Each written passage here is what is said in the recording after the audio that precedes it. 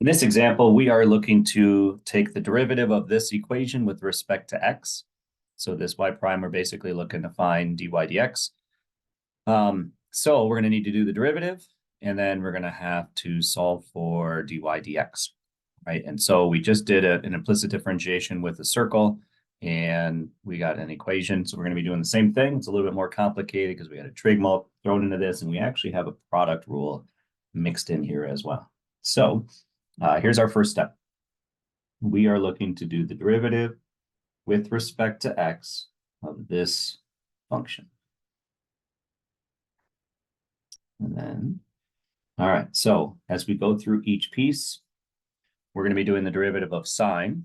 And remember that sine is a chain rule. So we're going to be doing the derivative of sine,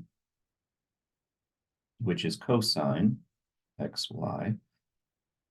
And then times, so on a chain rule, we have the derivative of the outside times the derivative of the inside.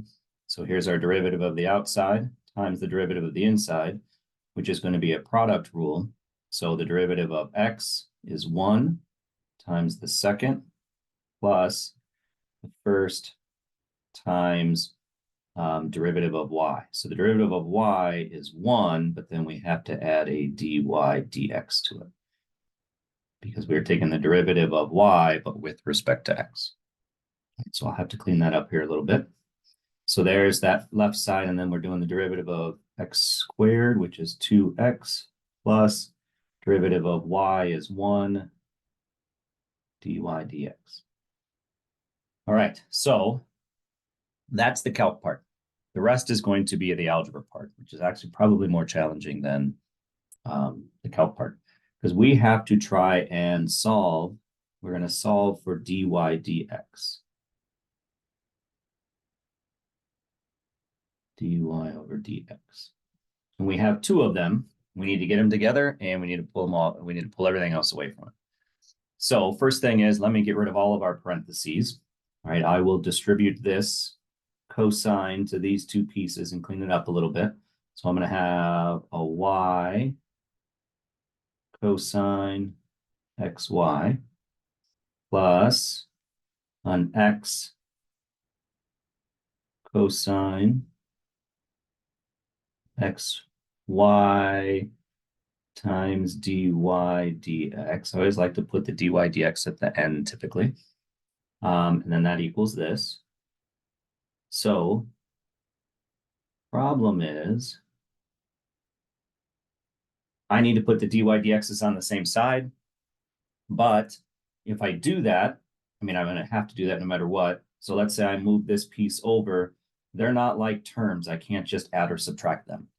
But I still do want to move them over to one side. So, and you could technically bring this piece this way or this piece this way. It doesn't matter. You're going to get the exact same kind of an answer. They may differ by a negative sign on the top and a positive on the bottom, or a positive on the top, negative on the bottom, but they're really equivalent.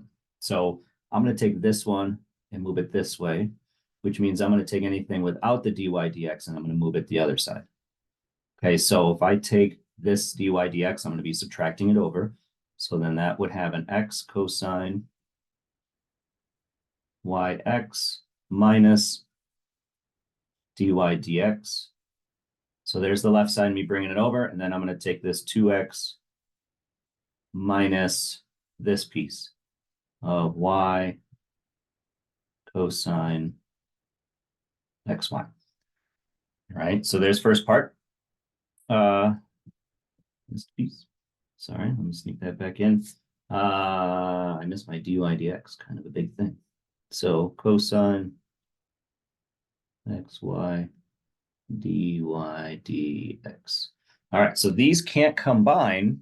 That would be nice if they could, but they can't. What I can do is I can factor that out. So dy dx, I can factor out and get x cosine xy minus 1. And then that's going to equal this other side. I'm not messing with that. Minus y cosine xy. All right, so almost have this by itself. I just need to get rid of this piece. And right now this piece is multiplied to the dy dx. So I could divide it to bring it to the other side.